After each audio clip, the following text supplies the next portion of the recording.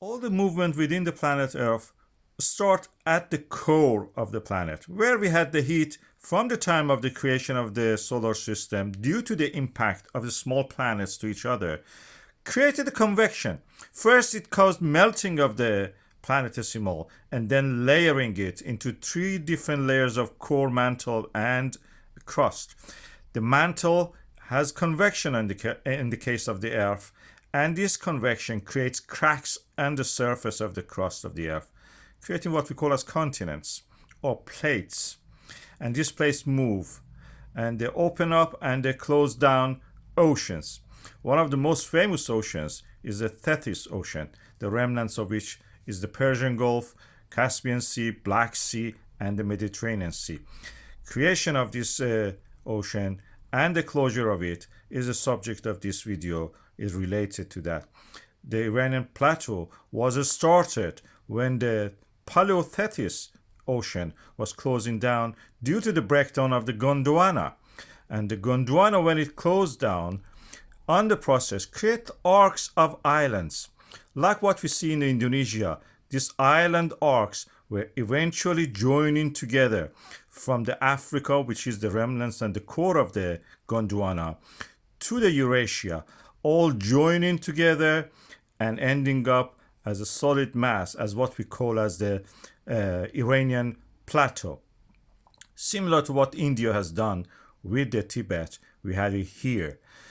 The island arcs that created Iran are very similar to what we have in plateau of the Tibet at the moment, and what we will have in future of the Indonesian islands.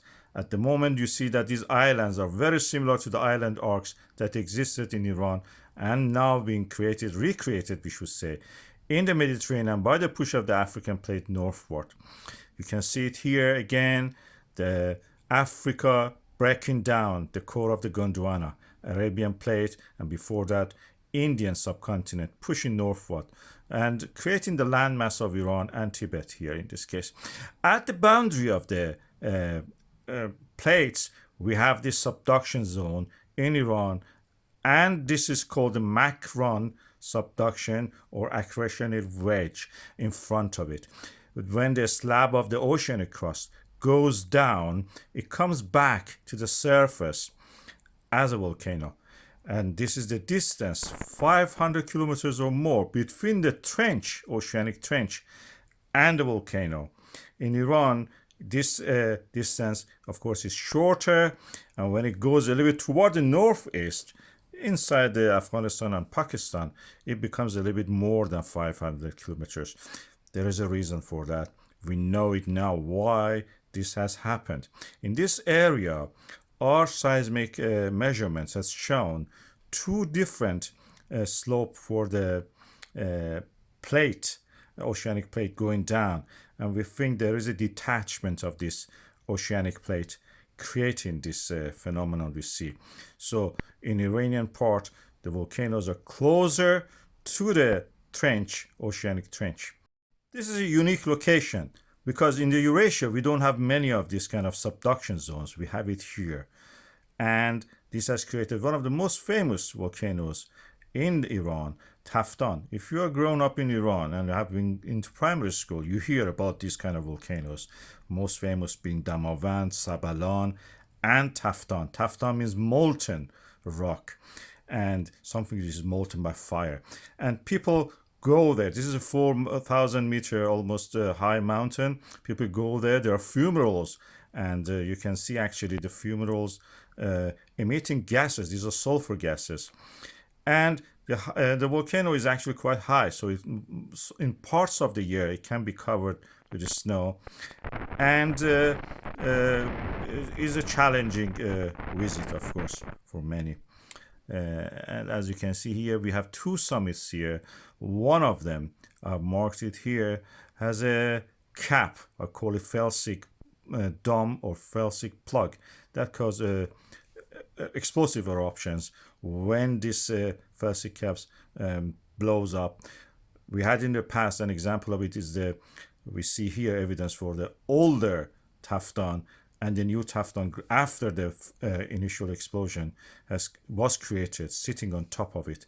And this one also may blow up in future, who knows.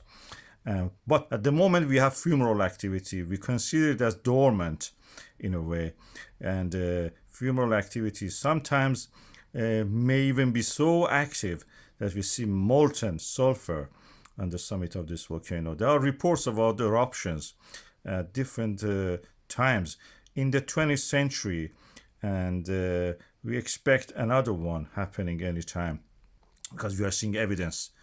And that is in the form of the annual or yearly uplift of the ground by 11 centimeters. There are two scenarios or two ways to understand this. One is that at a depth of 500 meters almost, we have a hydrothermal system blocked by the hydrothermal fluid deposits, and then creating a pressure of the gas, and this gas pressure leading to the rise of the whole mountain summit. In this case, this is just a shallow system that is actually rising the summit of the volcano Taftan.